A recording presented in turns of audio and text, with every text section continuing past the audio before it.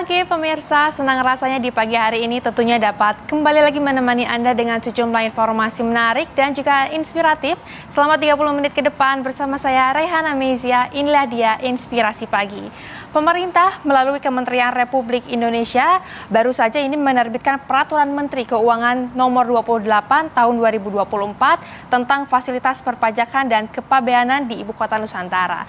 Nah, di pagi hari ini saya akan mengajak Anda pemirsa untuk berbincang langsung ini mengenai insentif perpajakan untuk pelaku usaha di IKN bersama dengan narasumber saya yang sudah bergabung di pagi hari ini yang sangat luar biasa. Ada Ibu Dwi Astuti selaku Direktur Penyuluhan, Pelayanan dan Hubungan Masyarakat di Direktorat Jenderal Perpajakan. Selamat pagi Ibu Dwi Astuti. Selamat pagi Reihana. Bagaimana kabarnya Ibu di pagi hari ini? Kabar baik, terima kasih. Kabar baik, alhamdulillah ya. Alhamdulillah. Nah, Ibu Dwi mungkin berbicara mengenai Peraturan Menteri Keuangan Nomor 28 Tahun 2024 ini. Nah, pemerintah diketahui akan memberikan insentif fiskal di ibu kota negara.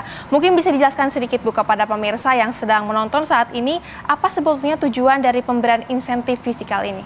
Ya, tujuannya adalah penerbitan PMK 28 tahun 2024 ini untuk juga membantu mendukung visi IKN Nusantara sebagai kota dunia untuk semua. Nah, oleh karena itu Kementerian Keuangan dalam hal ini memberikan dukungan berupa keputusan Menteri Keuangan mengenai insentif khususnya insentif perpajakan dan kepabeanan untuk di IKN Nusantara ini yang memang tujuannya adalah untuk mendorong pembangunan di sana dengan kemudahan-kemudahan atau insentif-insentif yang diberikan. Selain itu juga insentif ini diberikan sesuai dengan ukurannya lah ya, untuk mewujudkan juga praktek good corporate governance atau pengelolaan pemerintahan yang baik, sehingga insentif ini juga diberikan secara terukur, terarah gitu ya, dengan memperhatikan tata kelola yang baik sebagaimana tadi yang saya sebutkan. Berarti ini dilakukan untuk tentunya mendorong pembangunan yang ada di Ibu Kota Nusantara ini ya. Nah, kemudian Bu, apa saja sebetulnya insentif fiskal yang nantinya akan didapatkan melalui penerbitan aturan ini Bu? Ada beberapa insentif yang akan diberikan, itu ada 3 kategori yang besar sebetulnya. Yang pertama adalah pajak penghasilan, kemudian pajak pertambahan nilai, dan juga pajak pertambahan nilai atas barang mewah, dan yang ketiga mengenai kepabeanan. Yang pajak penghasilan itu meliputi pengurangan pembayaran PPh badan yang berupa tax holiday. Ini tax holiday cukup panjang periodenya, 10 sampai 30 tahun. Ada juga yang disebut dengan super tax deduction. Super tax deduction ini sebetulnya bukan hal yang baru juga, karena ini diberikan pengurangan biaya-biaya bagi perusahaan yang akan mendirikan vokasi pendidikan di IKN. Kemudian juga ada PPh pasal 21 ditanggung pemerintah untuk para pekerja yang nantinya bekerja di industri-industri yang didirikan di IKN. Dan ada lagi satu hal yang penting nih, bahkan untuk UMKM pun yang berusaha di IKN itu akan diberikan tarif 0%. Selama ini sudah ada 0% itu untuk omsetnya yang sampai dengan 500 juta. Tetapi khusus untuk di IKN itu sampai dengan 50 miliar. Ini sebetulnya luar biasa nih insentif. Kemudian untuk barang kena pajak dan jasa kena pajak tertentu itu juga dibebaskan dari pengenaan PPN. Nah, yang terakhir untuk yang cukai ini adalah pembebasan bea masuk dan juga pengenaan pembebasan pengenaan bea masuk dan fasilitas pajak dalam rangka impor. Jadi bagi para pengusaha yang melakukan importasi misalnya bahan baku atau barang-barang lainnya terkait dengan industrinya di daerah IKN itu juga diberikan pembebasan. Tadi ada yang menarik Ibu mengenai barang-barang. Nah, kemudian barang-barang apa saja yang kemudian nantinya akan bebas dari pajak ini seperti apa Bu? Banyak itu. Jadi tadi seperti yang saya katakan, kalau barang tertentu, jenis jasa tertentu, misalnya barang-barangnya untuk terkait properti, pembelian rumah gitu ya, pembelian apartemen mungkin di sana nantinya, atau barang-barang yang terkait industri yang berhubungan dengan industri, itu listnya banyak. Jadi untuk kepentingan ada barang tertentu dan jasa tertentu itu listnya banyak sekali. Nah, itu yang dibebaskan. Nah, yang itu ya yang dibebaskan. Berarti ada banyak sekali nih pemirsa ya barang-barang yang tentunya jikalau Anda ingin mungkin pelaku usaha ingin di IKN nih ternyata ada banyak sekali barang-barang yang memang dibebaskan pajaknya begitu ya Bu. Nah lalu siapa saja yang kemudian akan mendapatkan insentif dari fisikal ini kemudian Bu? Seperti tadi yang sudah saya kemukakan, yang berhak untuk memanfaatkan insentif di IKN ini adalah tentu saja pelaku usaha atau badan usaha yang memang melaksanakan pembangunan atau usahanya di IKN. Kemudian juga termasuk UMKM. Nah, UMKM juga yang kemudian melakukan usaha di IKN maupun di daerah mitranya. Nah, ini ada definisi namanya daerah mitra. Daerah mitra itu adalah sebetulnya daerah di Kalimantan yang menjadi super hub atau menjadi penunjang pembangunan di IKN, itu juga bisa mendapatkan fasilitas atau insentif ini. Itu. Kemudian juga tadi yang bisa memanfaatkan siapa? Karyawan, pegawai dari industri-industri yang didirikan di IKN. Itu juga bisa mendapatkan PPH ditanggung oleh pemerintah untuk gajinya atau sebagai karyawannya. Nah, jadi pada intinya yang bisa memanfaatkan itu siapapun sebetulnya. Orang atau badan yang memang didirikan di sana dan melakukan usaha di sana. Kalau untuk daerah penyangga seperti apa Bu?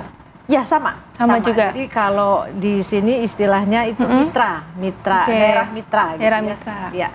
Nantinya apakah pengajuannya akan langsung ke Direktorat Jenderal Pajak atau sendiri gitu Bu? Nah ini untuk pengajuannya ada yang kita sebut dengan sistemnya SSO, Online Single Submission, OSS tadi SSO. OSS, Online Single Submission. Jadi nanti pengajuan itu secara online. Nah ini sebetulnya memenuhi prinsip kepastian hukum, kemudahan gitu ya. Jadi dan juga trust but verify. Dalam artian begini, kami mempercayai apa yang diajukan oleh para pelaku usaha ini secara online. Dan nanti belakangan baru kita verify benar apa enggak. Nah dengan pengajuan yang online ini diharapkan pengajuannya menjadi lebih mudah.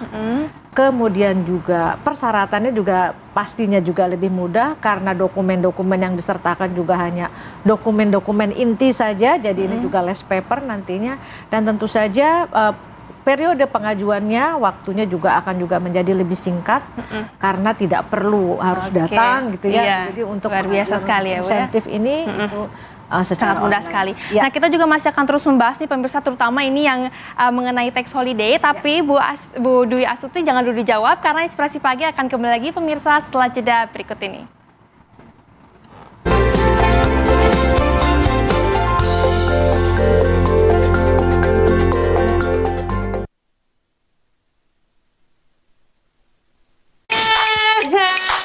Aku gak bisa lupain dia.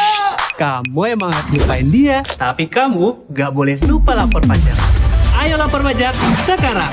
Lebih awal, lebih nyaman. Hai. Opa, aku gak bisa lupain kamu. Kamu harus lupain aku. Tapi kamu gak boleh lupa lapor pajak. Aku tuh udah lapor pajak. Beragam kabar yang mengemuka. 5 pejabat Kementerian Pertanian sebagai saksi dalam perkara yang menjerat mantan Mentan. KPK menduga Syahrul menerima uang 44,5 miliar rupiah. Berbagai tema dan bahasan diskusi. Prabowo bertemu dengan pemimpin-pemimpin dunia. Semakin mengokohkan kaki Indonesia di kancah internasional. Ini sungguh sangat luar biasa. Kita butuh pemimpin-pemimpin yang cerdas seperti ini. Kabar petang hanya di TV One. Aku gak bisa lupain dia. Kamu emang harus lupain dia, tapi kamu gak boleh lupa lapor pajak. Ayo lapor pajak sekarang. Lebih awal, lebih nyaman. Hai. Opa, aku gak bisa lupain kamu. Kamu harus lupain aku. Tapi kamu gak boleh lupa lapor pajak. Aku tuh udah lapor pajak.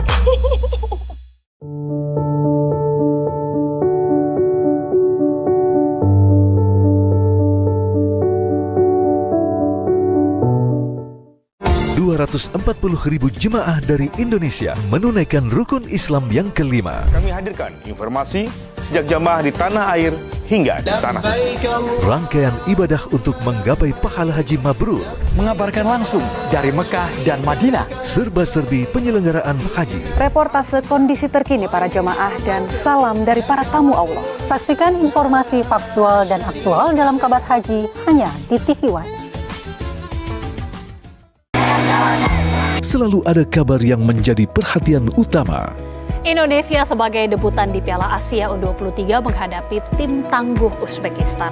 Menjadi catatan penting bagi semua. Kita akan memantau kemeriahan dari dukungan para supporter di semifinal Piala Asia. Ini tidak hanya ratusan, bahkan mungkin ada ribuan warga Soloraya berkumpul. Di kota Surabaya ada belasan venue lain yang digunakan untuk nonton bareng laga di Piala Asia. Kabar utama di TV One. Aku gak bisa lupain dia.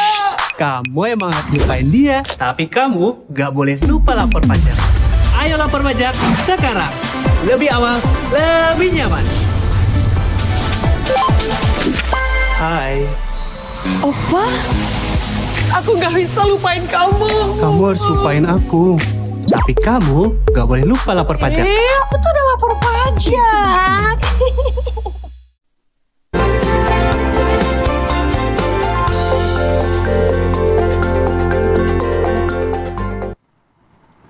Terima kasih pemirsa, Anda masih menyaksikan Inspirasi Pagi, masih berdiskusi di sini dengan narasumber yang luar biasa ya, ada Ibu Dwi Astuti. Tadi kita sudah membahas banyak sekali, terutama mengenai tadi ya pajak, kemudian juga dan syarat-syaratnya dan lain-lainnya. Nah kemudian Bu ini juga melanjutkan yang tadi sempat terpotong.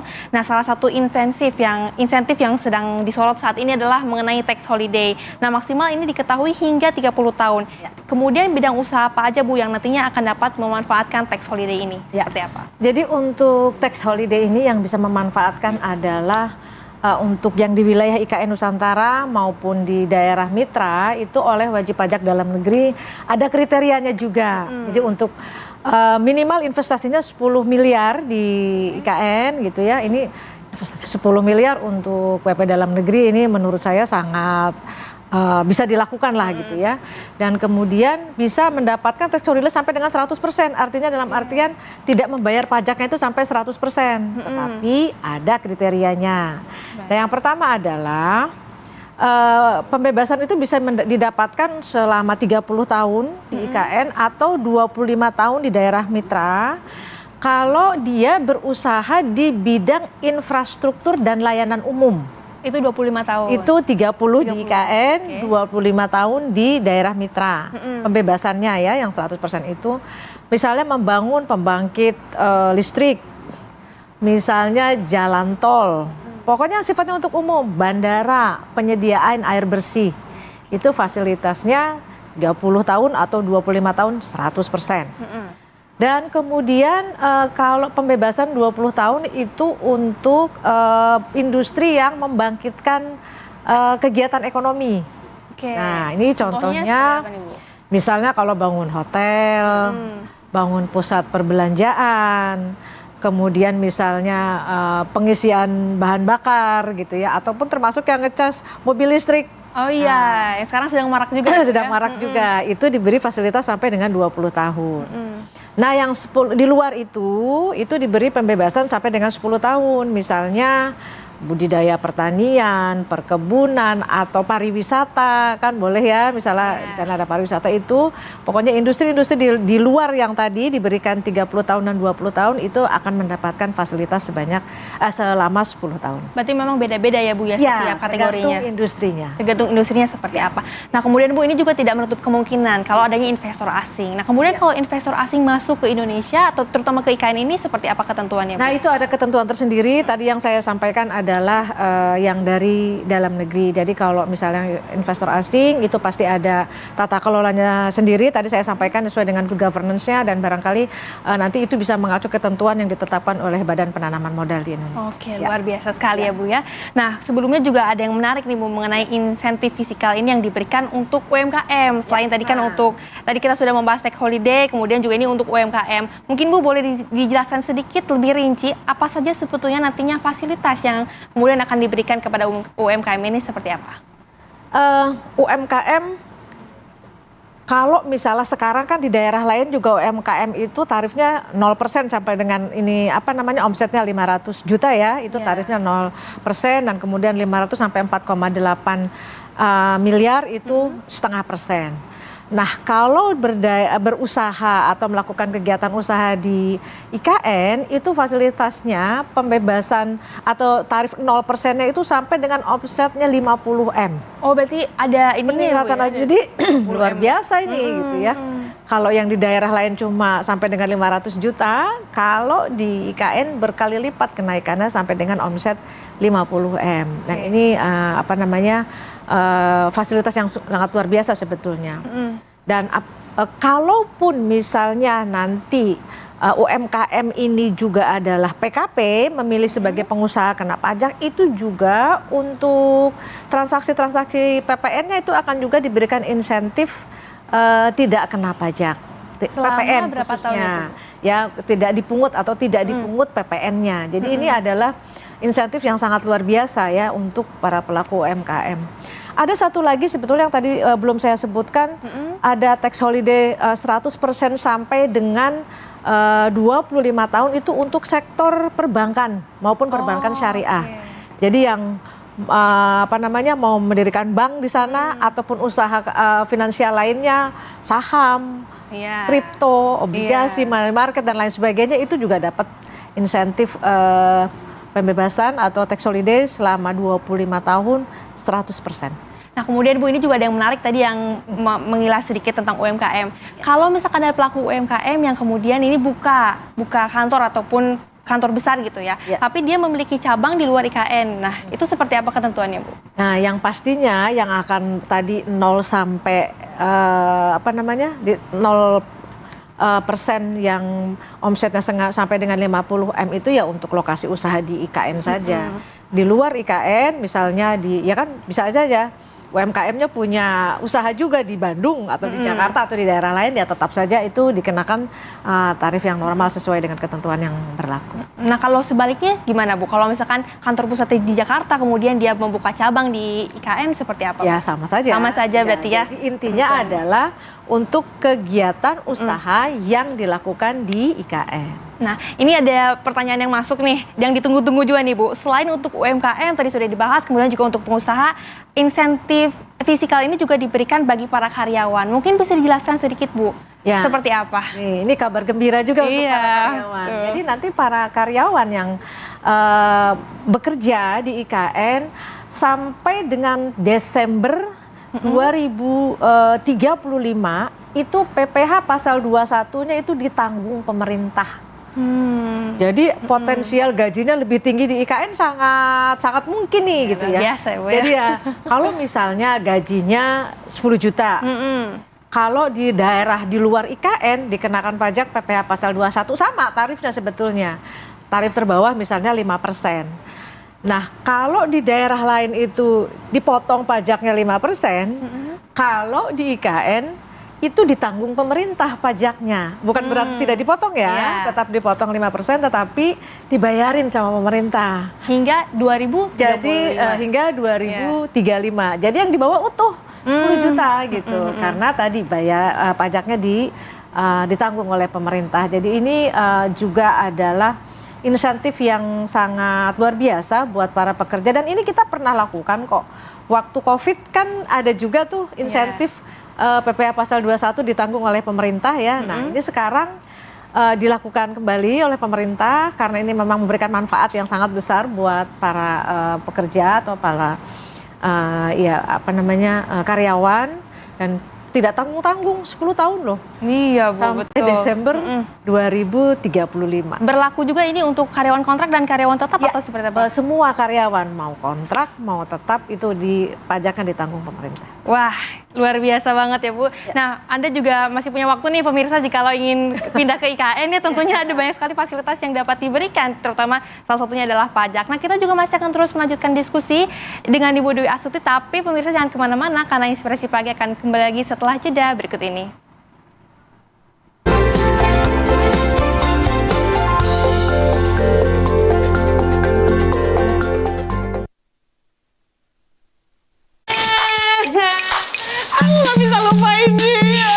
Kamu emang harus lupain dia, tapi kamu gak boleh lupa lapor pajak. Ayo lapor pajak sekarang. Lebih awal, lebih nyaman. Hai. Opa, aku gak bisa lupain kamu. Kamu harus lupain aku. Tapi kamu gak boleh lupa lapor pajak. Aku tuh udah lapor pajak. Selalu ada kabar yang menjadi perhatian utama. Indonesia sebagai debutan di Piala Asia U23 menghadapi tim tangguh Uzbekistan. Menjadi catatan penting bagi semua. Kita akan memantau kemeriahan dari dukungan para supporter di semifinal Piala Asia. Ini tidak hanya ratusan, bahkan mungkin ada ribuan warga Solo Raya berkumpul. Di kota Surabaya ada belasan venue lain yang digunakan untuk nonton bareng laga di Piala Asia. Kabar utama di TV One. Menuntaskan rasa ingin tahu publik. UKT di Institut Teknologi Bandung ini mendapat protes dari mahasiswa, bahkan disarankan menggunakan pinjaman online. Dengan jumlah bunga kurang lebih 20% per tahunnya. Obrolan ringan membangkitkan motivasi dan inspirasi. Seorang penyandang disabilitas Daksatakan ini viral di media sosial Bersalaman dengan rektor dengan menggunakan kaki. Ya, caranya masing-masing untuk bangkit dan bisa sukses nantinya. Apa kabar Indonesia Siang di TV One? Aku gak bisa lupain dia. Kamu emang harus lupain dia, tapi kamu gak boleh lupa lapor pajak. Ayo lapor pajak sekarang. Lebih awal, lebih nyaman. Hai. Opa, aku gak bisa lupain kamu. Kamu harus lupain aku. Tapi kamu gak boleh lupa lapor pajak. Aku tuh udah lapor pajak.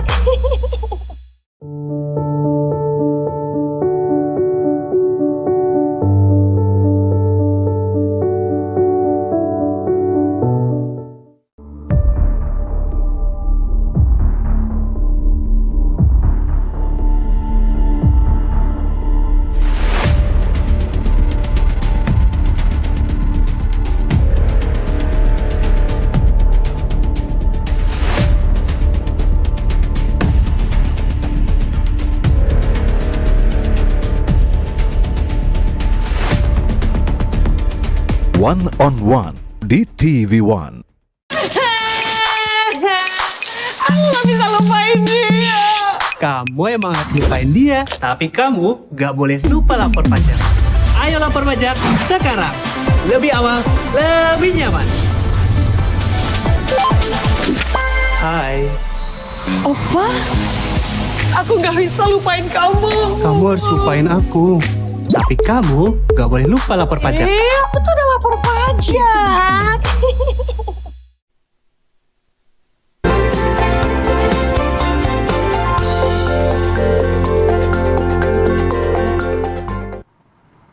Terima kasih pemirsa, Anda masih menyaksikan Inspirasi Pagi, melanjutkan diskusi yang tadi bersama dengan Ibu Dwi Astuti yang sudah bergabung bersama dengan kami di pagi hari ini. Nah sebelumnya nih pemirsa, tadi kita sudah membahas mengenai jenis insentif dari pihak-pihak yang UMKM tadi, kemudian juga ada dari pelaku usaha dan lain-lainnya Bu ya. Nah kemudian juga untuk yang dapat memanfaatkan insentif di IKN ini, selanjutnya bagaimana nih Bu caranya agar masyarakat ini bisa memanfaatkannya, seperti apa? Terima kasih Mbak Rehana. Tadi sebagaimana sudah saya sampaikan bahwa pengajuannya sangat mudah. Itu menggunakan online submission system tadi ya. Jadi semuanya menggunakan tata cara online.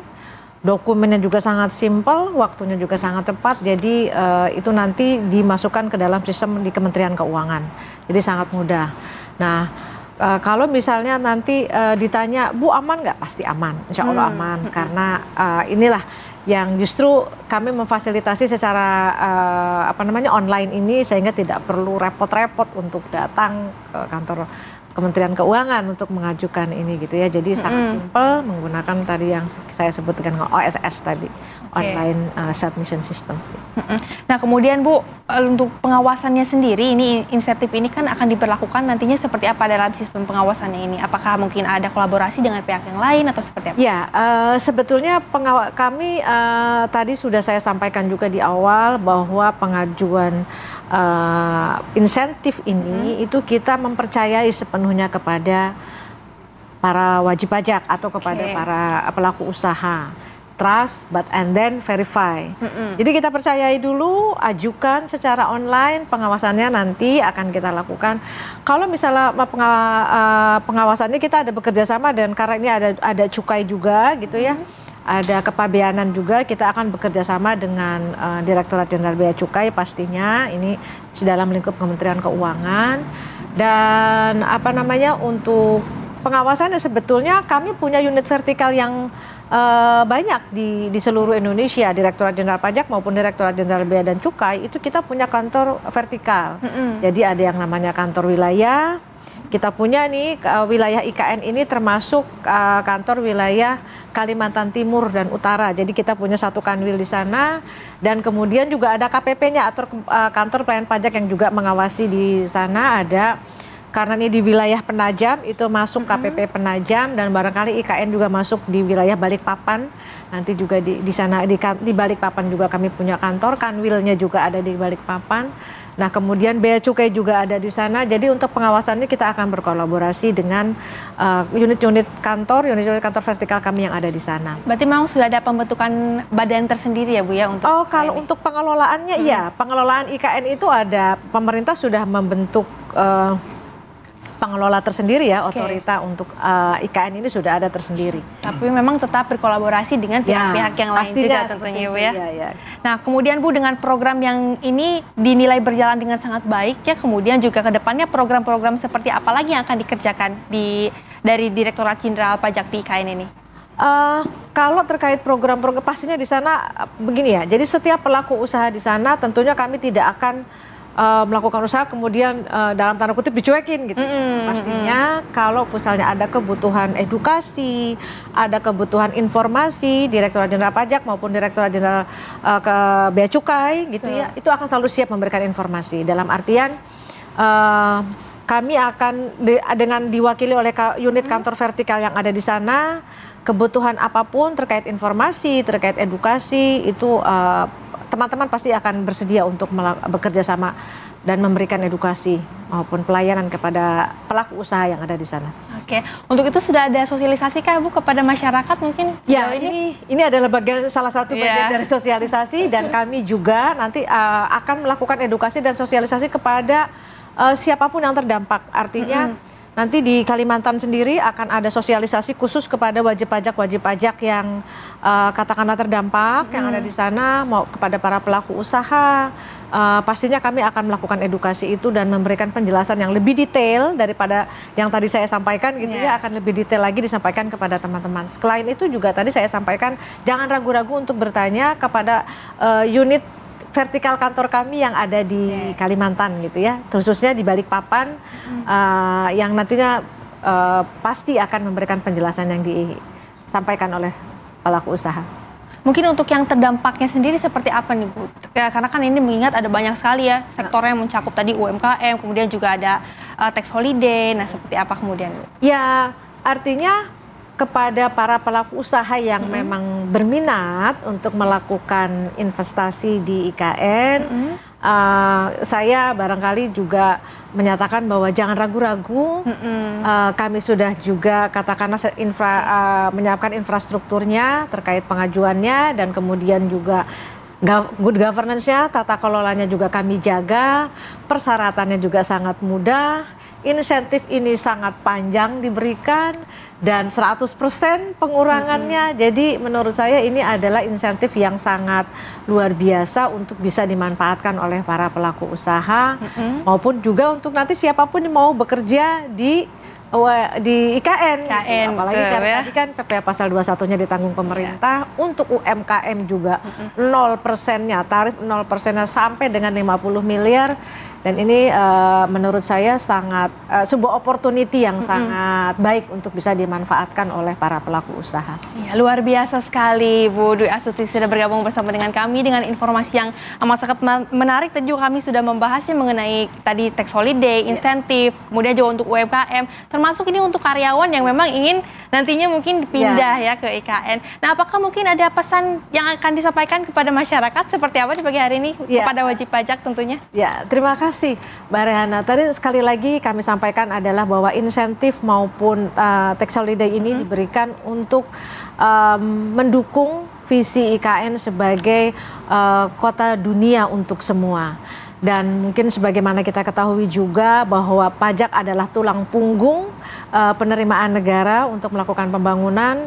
Sebagaimana kita ketahui juga bahwa 70% APBN, anggaran pendapatan dan belanja negara ini berasal dari pajak. Oleh karena itu dalam kesempatan ini saya juga ingin menyampaikan terima kasih kepada seluruh masyarakat, kepada seluruh wajib pajak yang selama ini telah membantu pemerintah dalam berpartisipasi membayar pajak. Yang pastinya seluruh dana yang berhasil dikumpulkan itu kami gunakan untuk sebesar-besarnya pembangunan Indonesia. Oke, baik, luar biasa sekali. Terima kasih banyak Ibu Dwi Astuti atas waktunya telah bergabung bersama dengan kami, dan nyatanya pemirsa dengan kita membayar pajak tentunya dapat memberikan kontribusi untuk pembangunan Indonesia di masa depan tentunya ya Bu ya. Terima kasih banyak Ibu, sehat selalu sudah bergabung bersama dengan kami di pagi hari ini. Sampai jumpa di lain kesempatan Ibu ya. Dan tentunya pemirsa, informasi tadi sekaligus menutup perjumpaan kita di pagi hari ini. Saya Rehana Mezia mewakili segenap kru yang bertugas di pagi hari ini. Izin untuk pamit undur diri dari hadapan Anda. Terima kasih dan sampai jumpa.